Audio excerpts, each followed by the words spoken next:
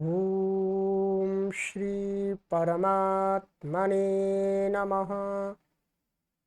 ओम श्री गुरुभ्यो नमः। ओम श्री ऋषिभ्यो नमः। ओम सहना भवतु सहनौ भुनक्तु सह वीर्यं करवावहै तेजस्विनावधीतमस्तु मा विद्विषावहै। ॐ शान्ति शान्ति शान्ति। सर्वेभ्यो नमः। देववाणी संस्कृतं यूट्यूब चलदृश्यं प्रति भवतां भवतीनां च हार्दं स्वागतम्। मित्रों, अष्टाध्यायी भाष्य प्रथमावृत्तिः षष्ठाध्याये प्रथमः पादः कक्षा संख्या 22तमी 22वीं कक्षा को आज पढ़ेंगे। ठीक है, चलिएगा, पुस्तक को ओपन कर लीजिएगा। और कोई अधिक जानकारी आपको चाहिए, पुस्तक आदि आपको ऑनलाइन मंगानी हो तो आप इन व्हाट्सएप नंबरों पर संपर्क कर लें। तो गत कक्षा में मैंने आपको यहां तक पढ़ाया था, ये सूत्र पढ़ाया था अंतादेवच्च। ये सूत्र आपको अच्छी प्रकार से समझ में आ गया होगा। ठीक है, जब आपको ये वाला सूत्र अच्छी प्रकार से समझ में आ जाएगा तब इसके आगे वाला सूत्र भी अच्छी प्रकार से समझ में आएगा। ठीक है, इसने यही कहा था अंतादिवत, कोई भी पूर्व और पर के स्थान में हुआ जो आदेश है वो पूर्व का अंत के समान हो जाता है, पर का आदि के समान हो जाता है। अर्थात जो एक आदेश है वो दोनों के कार्यों को संपन्न कर देता है। पर वाले का कार्य संपन्न करना है उसका भी कर देगा, और पूर्व वाले का कार्य संपन्न करना है वो भी कर देगा। ठीक है, और यह बता दिया था कि ये अतिदेश सूत्र है। अतिदेश सूत्र का अर्थ होता है कि जो जैसा नहीं है उसको कुछ समय तक वैसा मान करके कार्य करना। ठीक है, चलिएगा, अब हम चलते हैं इससे आगे वाले सूत्र पर। आगे वाला सूत्र है हमारा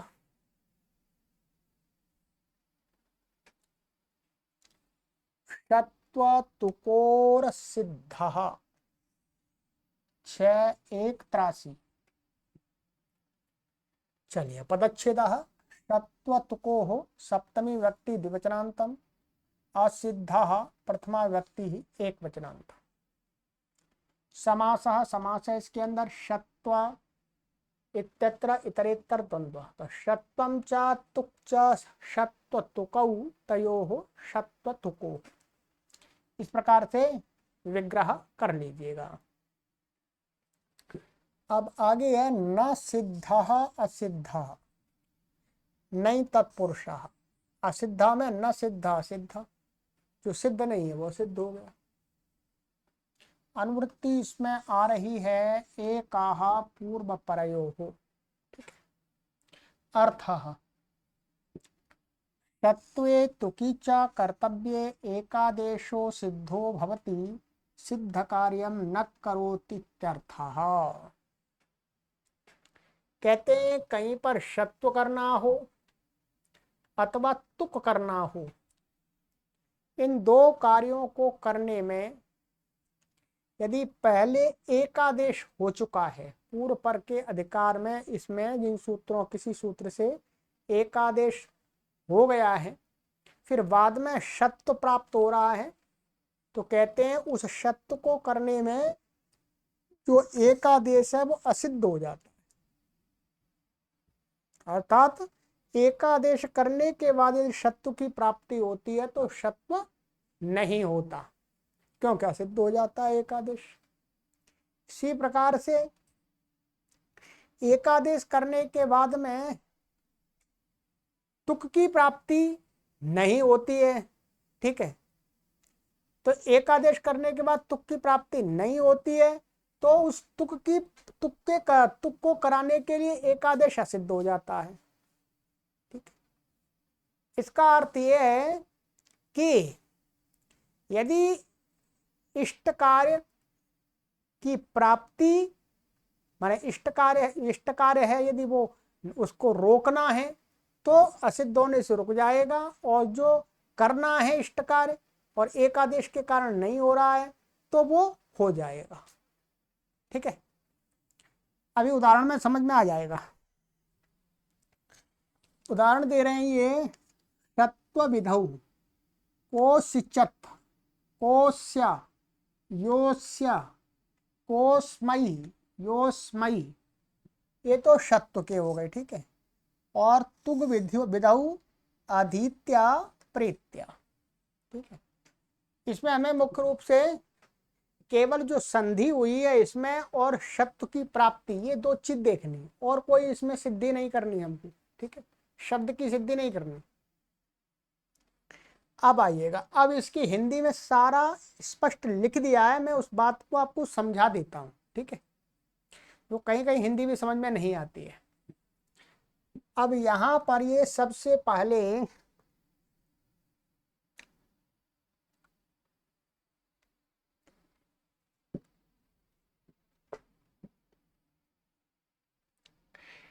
शब्द और तुक विधि करने में एकादेश असिद्ध हो जाता है, अर्थात सिद्ध के समान कार्य नहीं होते हैं, अर्थात जो एकादेश रूपी संधि है वो टूट जाती है। एकादेश को मान करके कोई कार्य प्राप्त हो रहा हो वह ना हो, ठीक है, तथा स्थानीय को मानकर जो कार्य प्राप्त नहीं हो रहा है वह हो जावे, ठीक है। यही असिद्धत्व विधान का प्रयोजन है। अब यहां समझ लीजिएगा, एकादेश को मान करके माने किसी सूत्र से संधि हो गई, पूर्व पर के स्थान में एकादेश कर दिया और फिर उसके बाद में कोई कार्य प्राप्त होने लगा, तो वो कार्य क्या है, वह ना हो, उसको रोकने के लिए क्या कर दिया, तो एकादेश रूपी संधि है उसको तोड़ दिया, तो सिद्ध नहीं मानी जाएगी, वो संधि मानी ही नहीं जाएगी। जब मानी नहीं जाएगी तो वो क्या है, शत्व प्राप्त नहीं होगा, और शत्व आदि जो भी है। तथा स्थानीय को मान करके, स्थानीय का अर्थ हुआ जिनके स्थान में एकादेश हुआ है, क्या, जिनके स्थान में एकादेश रूपी जो संधि हुई है, तो जिनके स्थान में हुई है तो वो क्या होगा, स्थानीय, और जो एकादेश हुआ वो आदेश हो गया। तो उस स्थानीय को मान करके, स्थानीय में जिनके स्थान में एकादेश हुआ है उसको मान करके कोई कार्य प्राप्त नहीं हो रहा, स्थानीय को मानकर जो कार्य प्राप्त नहीं हो रहा है, अर्थात स्थानीय के स्थान में अब आदेश आ गया, आदेश आ गया और हमें स्थानीय को मान करके कार्य कराना था, तो वो कार्य अब होगा ही नहीं क्योंकि नया आदेश आ गया। तो कहते हैं वह हो जाए, अर्थात वो असिद्ध हो जाएगा, तो स्थानीय वहां पर आ जाएगा, आदेश हट जाएगा, तो वो कार्य हो जाएगा। यही असिद्धत्व विधान का प्रयोजन है, ठीक है। चलिएगा, ये हो गया। अब आइएगा आगे, आगे अब यहां पर दिखाते हैं, ये वाला उदाहरण लेते हैं। सबसे पहले क्या लेते हैं, कोसिचत। ये वस्तुतः ये क्या है मैं यही बता देता हूं आपको पहले। ये है हमारा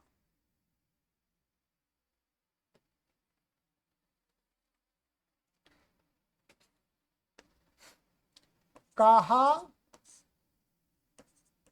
और ये असिचा, ठीक है। ये असिचत ये क्रियापद है, लुंग लकार का है, ठीक है। ये कहाँ का है, लुंग लकार का। और ये कहा, यहाँ पर क्या होता है, संधि करेंगे तो ये वास्तव में विसर्ग पहले क्या था, र था, रू का रेफ था।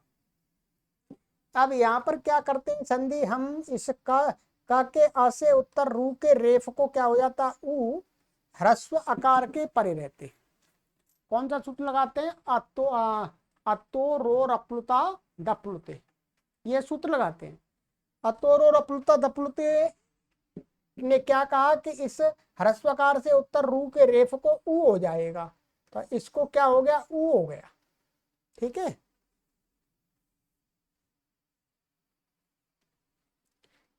इस आकार के रू के रेफ को ऊ हो गया। ठीक है, अब यहां पर क्या हुआ, ऊ और आ को आध गुणा लग करके क्या हो गया, ओ हो गया, ये हो गया को, ऐसा हो गया। अब यहाँ पर एंगाह पदांता दति है, एंगाह पदांता दत्ती से क्या हो जाएगा, इस एंग से उत्तर माने पदांत एंग से उत्तर आ को क्या हो जाएगा, पूर्व हो जाएगा। क्या हो जाएगा, पूर्व एंगाह पदांता दत्ती। तो ये आ इसमें मिल गया, मिल गया तो ये क्या स्थिति हो गई हमारी, को, और ये तो वैसे ही हमने ये अवग्रह लगा दिया है दिखाने के लिए, तो को सी च ता, ऐसा हो गया। ठीक है, अब हमें यही समझना, ये तो इस सिद्धि को हमने समझ लिया। यहां पर क्या हुआ है, इस आ और इस ओ को ओ हो गया, आ हट गया, आ और ओ को एक नया ओ आदेश हुआ, ध्यान रखेंगे। क्या, ये जो वास्तव में ये वाला ये ओ दिख रहा है, ये क्या है, जो पहले ओ का ओ था और ये अ था, इन दोनों के स्थान में एक नया ओ आया है, ये ध्यान रखेंगे। ये पहले वाला ओ नहीं है, ठीक है, ये दोनों के स्थान पर आया हुआ ओ है, ये आपने समझ लिया। अब ये जो क्या है यहां पर, ये क्या है, सा है, सा, ये क्या है, शिच धातु का है, शिच। ये धातु उपदेश में कैसी थी, ऐसी थी ये, ठीक है, ऐसी थी। तो धात्वादेश से इसमें क्या किया था हमने, इसको धातु के आदि सकार को क्या किया था, स किया था, तो ये सिच बन गया था, फिर हमने लूंग लकार का बना लिया था इसको। तो ये वाला जो स है, ये कैसा स है, ये है आपका आदेश का स। कैसा है, आदेश का स। अब यहां पर आप देखेंगे, यहां क्या लगता है, अब क्या प्राप्त हो रहा है, आदेश प्रत्ययो हो, क्या, आदेश प्रत्ययो हो। आदेश प्रत्ययो क्या कहता है, इण से उत्तर, क्या, इण से उत्तर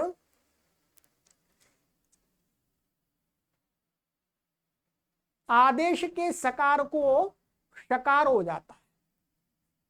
क्या, इण से उत्तर आदेश के शकार को सकार हो जाता है, यहां इतना समझना है पहले भी।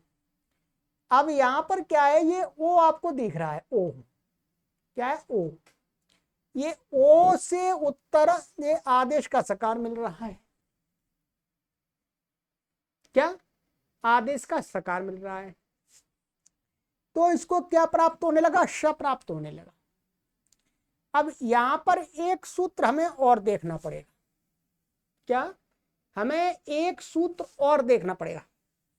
यहां पर आप देखेंगे, इसमें हिंदी में नहीं लिखा है, मैं समझाऊंगा आपको, ठीक है। यहां पर क्या है, एक सूत्र है सात पदाद्यो, ये दो सूत्र आप देख लीजिएगा। चलिए बोर्ड पर आ जाइएगा एक बार।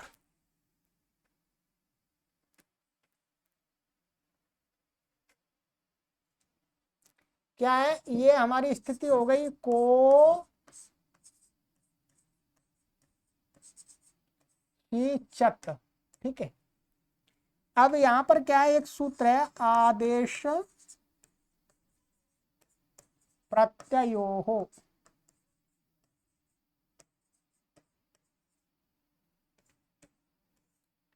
और एक इसी के इसी पर आगे आगे है सात पदाद्यो हो।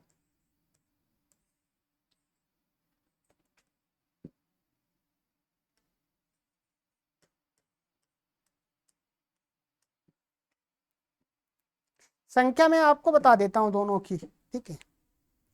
ये हिंदी की पुस्तक में लिखा नहीं है, ठीक है, इसलिए आपको मैं संख्या बता देता हूँ। ये आपका आदेश प्रत्ययो है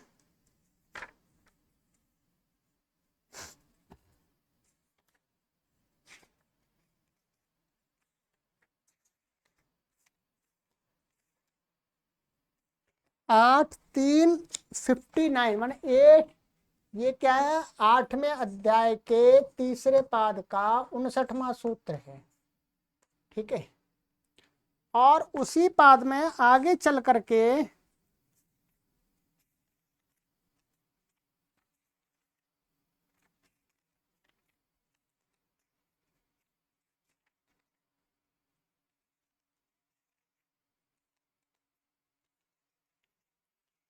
सात पदाद्यो ये है 8-3-111, 8वें अध्याय के तीसरे पाद का 111 111वां सूत्र है, ठीक है।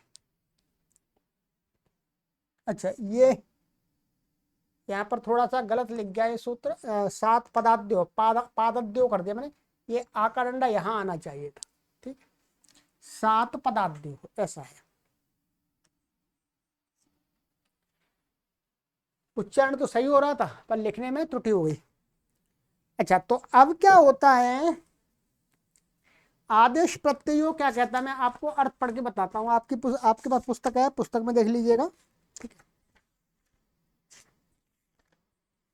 आदेश प्रत्ययो कहता है कि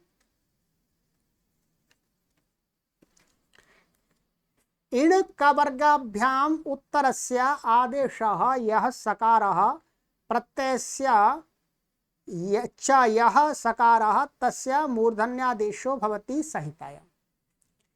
इण, इण का अर्थ हो इण प्रत्याहार के अंतर्गत जो वर्ण आते हैं, ई से लेकर के लण के ल तक, और कवर्ग, कवर्ग माने का ख ग घ ङ ये आ जाएंगे।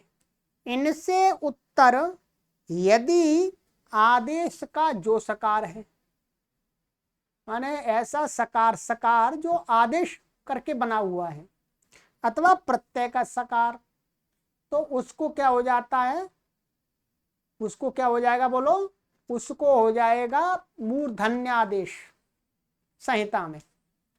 अब यहां पर क्या है आप देखिएगा, ये जो सा है ये कैसा, आदेश का सा है, क्योंकि धात्वादेह शाह सह, धात्वादेह शाह सह से ये क्या हुआ था, स हुआ था। और यहां पर ये क्या, इण, ओ क्या, ये तो अवग्रह है, ये कुछ अक्षर नहीं है, ये तो चिन्ह लगाया, ध्यान रखेंगे। तो इण, इण से ओ इण में आ गया, इण से उत्तर आदेश के सकार को शकार प्राप्त हो रहा है, इसको क्या प्राप्त हो रहा है, शकार। अब कोई कहे, अब यहां पर कोई कहने लगे कि भाई इसी प्रकरण में एक ये सूत्र है आगे, सात पदाद्यो। सात पदाद्यो क्या कहता है उसको सुन लीजिएगा, ठीक है। सात पदाद्यो कहता है कि सात इत्यस्य, ठीक है, सात इत्यस्य पदादेश्च सकारस्य मूर्धन्यादेशो न भवति। कि सात, सात ये साती प्रत्यय 5वें अध्याय में हमने कार्त्स्न्य अर्थ में पढ़ाया था आपको। तो सात प्रत्यय का जो सकार है और आदेश का अथवा प्रत्यय का सकार यदि आदि में आ जाए, प्रत्यय का सकार आदि में आता ही नहीं, पहली बात, केवल आदेश का आ सकता है पद के आदि में। यदि पद के आदि में, क्या पद के आदि में यदि आदेश का सकार होगा तो उसको शत्व नहीं होता है, मूर्धन्य आदेश नहीं होता है। तो अब कोई ऐसा मानने लगे कि भाई ये तो कोई या तो संधि हो गई, तो ये तो क्या है, सिचत, ये तो पद था पहले असिचत, तो आ तो इधर चला गया उसमें, अब ये तो पद का आदि हो गया, तो इससे निषेध होने लगेगा, इससे ही रुक जाएगा। तो उसके लिए कहते हैं कि भाई सात पदार्थ जब आप लगाने लगेंगे तो ये जो सकार है, यहां पर जो एक आदेश हुआ था को, ये को का ओ और ये अ दोनों, तो हमने कल आपको पढ़ाया था अंतादिवच्च। क्या पढ़ाया था? अंतादिवच्च, कि जो एक आदेश होता है वो पर का आदिवत माना जाता है। क्या है? पर का आदिवत माना जाएगा। तो पर का ये ओ है, ये पर का आदि वर्ण माना जाएगा। तो आदि में क्या दिखेगा? ओ दिखेगा। आदि में क्या दिखेगा? ये ओ दिखेगा, अर्थात को ओ सिचत ऐसा दिखेगा। ओ सिचत, ओ सिचत हो जाएगा तो पद के आदि में ये स मिलेगा ही नहीं। क्या है? पद के आदि में ये स है ही नहीं। जब है ही नहीं पद के आदि में स, तो ये निषेध नहीं कर पाएगा, शकार का निषेध नहीं कर पाएगा ये, क्योंकि अब यहां पर ये पर का आदि हो गया, ये ओ पर का आदि अवयव बन गया। तो जब आदि बन गया तो ये ओ सिचत पद दिखा, पूरा पद क्या माना जाएगा? ओ सिचत। तो ओ आ जाएगा पद के आदि में, तो पद के आदि में है स रहेगा ही नहीं, तो इसलिए ये लगेगा ही नहीं। अब नहीं लगेगा तो फिर आदेश प्रत्ययों से इसको मूर्धन्य आदेश प्राप्त होने लगेगा, क्योंकि इसको तो कुछ नहीं चाहिए, बस इण से उत्तर चाहिए। ये ध्यान दीजिए, हिंदी में नहीं लिखा हुआ है, मैं इसलिए समझा रहा हूं आपको। ठीक है, अब क्या होगा? अब इस सूत्र से शकार प्राप्त हो रहा है, यहां प्राप्त हो रहा है। तो अब हमें करना नहीं है, इष्ट क्या है? न करना, रुक जाए। तो हम ले सूत्र आएगा हमारे पास में शत्वतुकोर सिद्ध, कि सत्व और तुक के करने में क्या है? जो एकादेश हुआ है, माने ओ, ये जो ओ और ये जो आ का एकादेश हुआ था ओ, वो क्या हो जाएगा? असिद्ध हो जाएगा। असिद्ध हो जाएगा तो ये क्या, शत्व करने चलेंगे तो ये क्या दिखेगा हमें? ये हमको ऐसा दिखेगा, ये क्या दिखेगा? को और ये आ सी च त ऐसा दिखेगा, ऐसा दिखेगा। अब ये सूत्र लगेगा नहीं इसमें, क्योंकि ये कहता है इण और कवर्ग से उत्तर आदेश का और प्रत्यय के सकार को शकार होता है। अब यहाँ इण से उत्तर क्या मिल रहा है? सकार नहीं मिल रहा था, आदो ये मिल रहा, आ मिल रहा है। आ का व्यवधान आ गया बीच में, आ का व्यवधान आ गया तो ये सूत्र नहीं लग सकता, क्योंकि इसे इण से और कवर्ग से सीधा उत्तर आदेश का सकार चाहिए या प्रत्यय का सकार, उसको मूर्धन्य आदेश होगा। तो असिद्ध हो गया ये सिद्धि, इसको लगाने में ये क्या हो गया? असिद्ध हो गया। शत्रु करने में, शत्रु करने चले तो असिद्ध हो गया, तो अब यहाँ शत्रु की प्राप्ति नहीं है। तो इस प्रकार से आपको समझना है। कठिन तो है थोड़ा सा, बाकी आप लिख के समझेंगे और पुस्तक में इन दोनों सूत्रों को देखेंगे ध्यान से। मैंने आपको समझा दिया, इसीलिए ये सूत्र कोई कहने लगे कि अंतादिवच्च लगा करके इसकी प्राप्ति रुक जाती है, वैसे सामान्य रूप से इसकी प्राप्ति हमको दिख रही थी, परंतु हमारे पास में अंतादिवच्च सूत्र भी है। अंतादिवच्च सूत्र क्या है? इसकी प्राप्ति को रोक देता, अर्थात ये लगता ही नहीं यहाँ पर। यदि ये लग जाता तो फिर असिद्ध करने की कोई आवश्यकता ही नहीं थी, पर ये लग नहीं रहा, समस्या तो ये। तो अभी असिद्ध होकर के ये फिर वैसा, फिर दोबारा वैसा ही दिखेगा कोशिचत, तो शत्रु नहीं हुआ। तो यहां पर क्या हुआ? असिद्ध होने से शत्व रुक गया, शत्रु का निषेध हो गया, माने एकादेश के असिद्ध होने से शत्रु रुक गया, ये है शत्रु का निषेध हो गया। अब इसकी हिंदी पढ़ के बताता हूं मैं आपको, अब हिंदी समझ में आएगी आपको, वैसे नहीं आती हिंदी आपको, देखिएगा।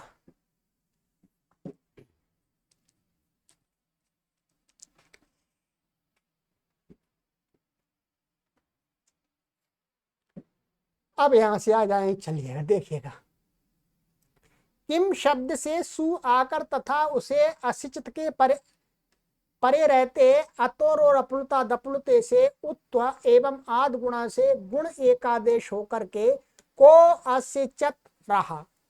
अब एंगा पदांता दत्ती से पूर्व रूप एकादेश होकर के को सिचत बन गया। सारा मैंने समझा दिया आपको, ठीक है। अब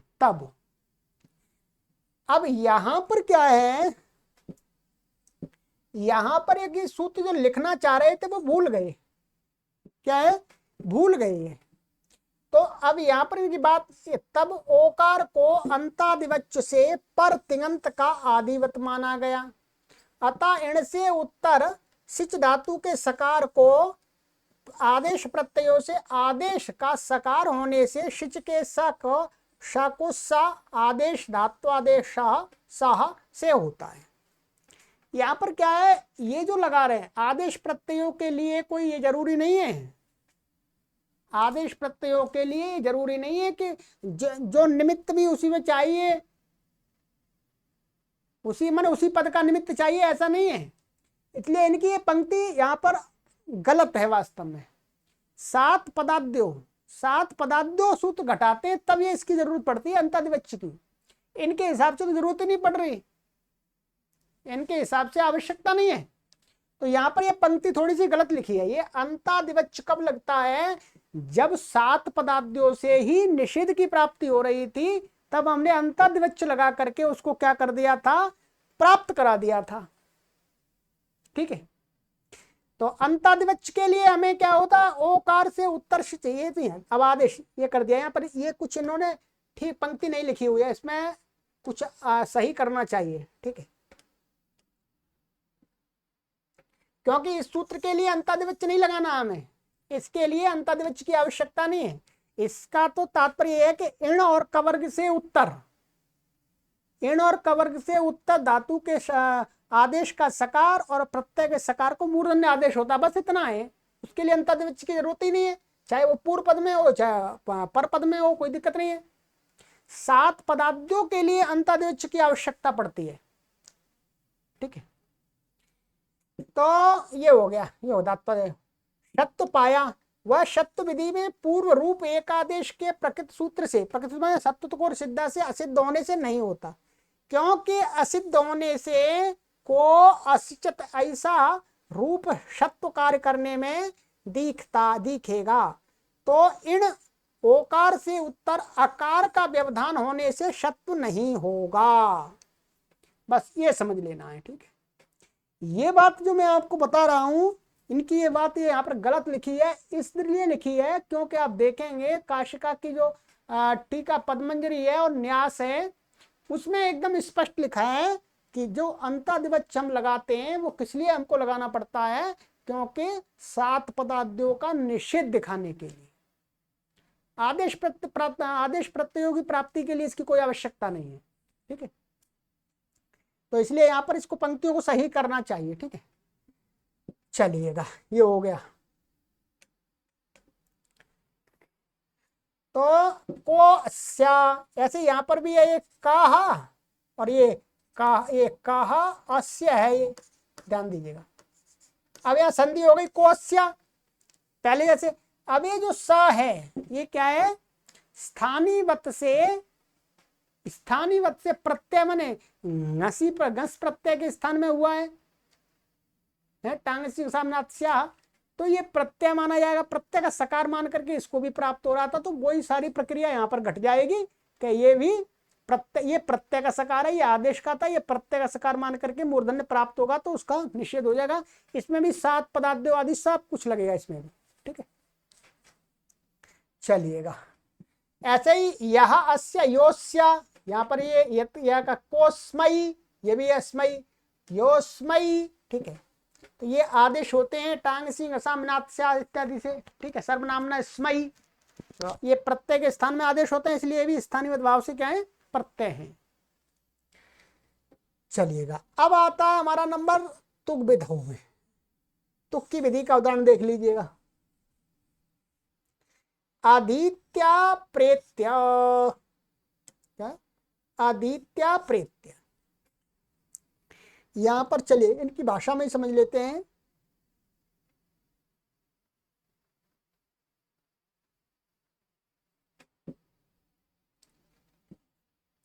अच्छा इनका ये बच गया, कोस्या यो यो यो ये अच्छा यहाँ लिखा हुआ है, यहाँ आदेश लक्षण प्रतिषेध कार्य हुआ है। ठीक है, आदेश लक्षण मान आदेश लक्षण का अर्थ हुआ आदेश प्रत्ययों वाला जो सूत्र है। क्या यहाँ पर इस सूत्र से शब्दत्व और सिद्ध से क्या कह रहे हैं, क्या हुआ है यहाँ पर इस आदेश लक्षण मान आदेश लक्षण का अर्थ हो गया आदेश के सकार को शकार करने वाला लक्षण माने सूत्र का प्रतिषेध रूपी कार्य हुआ है। ठीक है, अधित्य यहां पर क्या स्थिति है, ये कैसे बनता है, अधि पूर्वक इंग अध्ययन धातु है। ठीक है, यहां पर क्या कर लेते हैं, सवर्ण दीर्घ हो जाएगा पहले। ठीक है, और अभी बता रहे हैं तथा प्रेत्य में क्या है, प्रपूर्वक ऋण धातु है, तो पहले प्र ई में गुण हो जाएगा आद गुणा से, एकादेश हुआ ये। वहां पर भी वहां सवर्ण दीर्घ एकादेश हुआ, यहाँ पर गुण हुआ।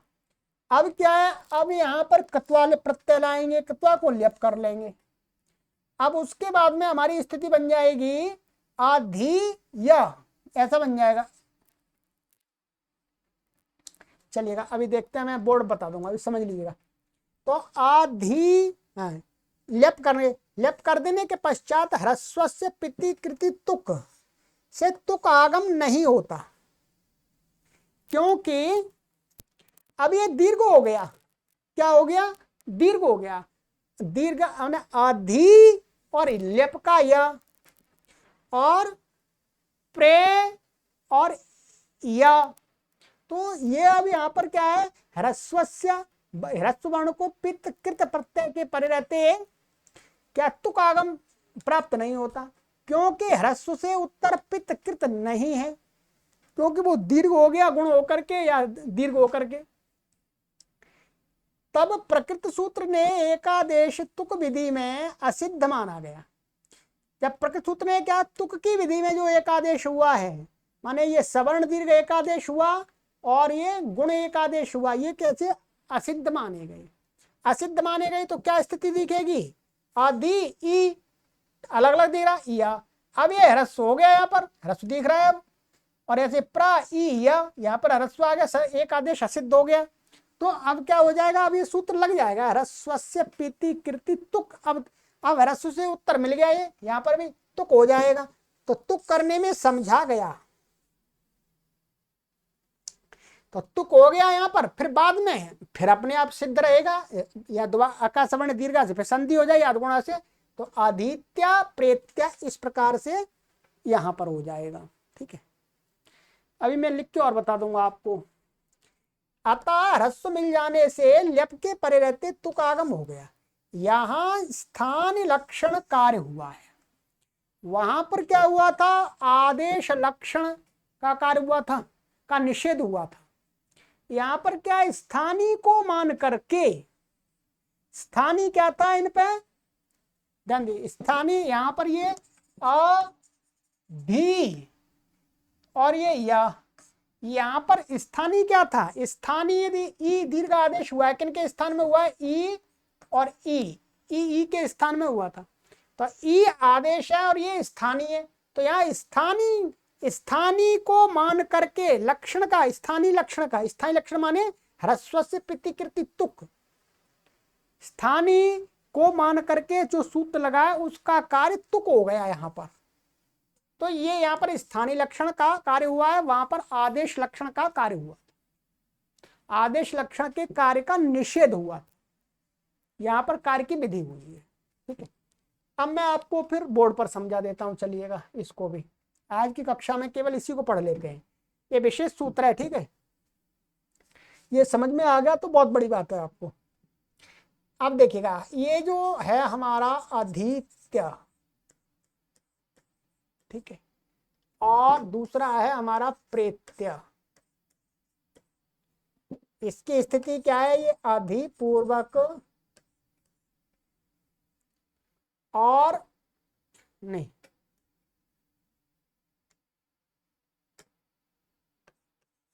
अधिपूर्वक ई धातु है इंग अध्ययन, ठीक है, ये इंग अध्ययन और अब यहाँ पर इन्होंने क्या किया, पहले इसको दीर्घ होता है, प्रत्यय बाद में आता है, पहले इसको दीर्घ हो गया, या ऐसा कहेंगे यहाँ पर क्या हुआ, ये प्रत्यय हो गया, कत्वा प्रत्यय हो गया, और कत्वा को जब इसका या दीर्घ हो जाएगा तो समास हो जाएगा, समास होकर इसको फिर क्या हो जाएगा, दीर्घ हो गया, दीर्घ।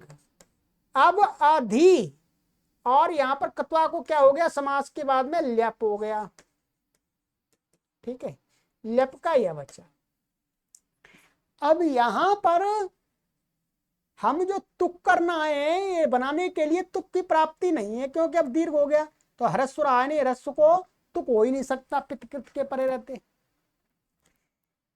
तो कहते तुक के करने में जो एक आदेश हुआ था, क्या हुआ था, एक आदेश ई और ये ई, इन दोनों को दीर्घ हुआ था, तो वो कैसा हो जाएगा, असिद्ध हो जाएगा, अलग अलग दिखेंगे, तुक करने में अलग अलग दिखेंगे, दिखेंगे तो क्या ऐसा दिखेगा, तुक करेंगे तो हमें ऐसी स्थिति दिखेगी, ऐसी स्थिति नहीं दिखेगी। तो यहाँ पर ई मिल गया, ई से उत्तर ये है पित्त कृत, तो इसको ई को तुक हो गया, यहाँ ई को क्या हो गया, तुक हो गया, तो आदित्य बन गया, असिद्ध हो गया।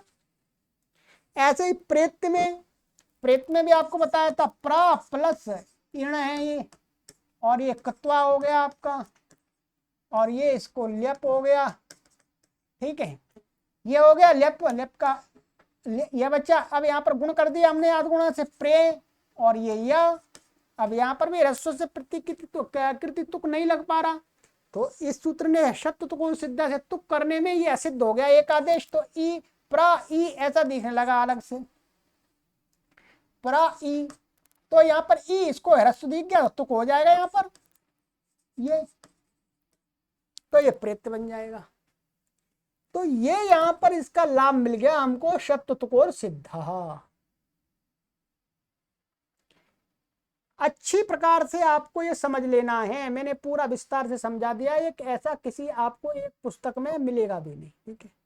इसमें यहाँ पर जो समझ में नहीं आ रहा था वो मैंने आपको समझा दिया है। यहाँ पर ये पंक्तियां थोड़ी सी एक्स्ट्रा कुछ छूट गया है, 7 पदाद्यो सूत्र, 7 पदाद्यों का भाव यहाँ लेकर के तब ये अंतादिवच्छ लगाते हैं, ठीक है।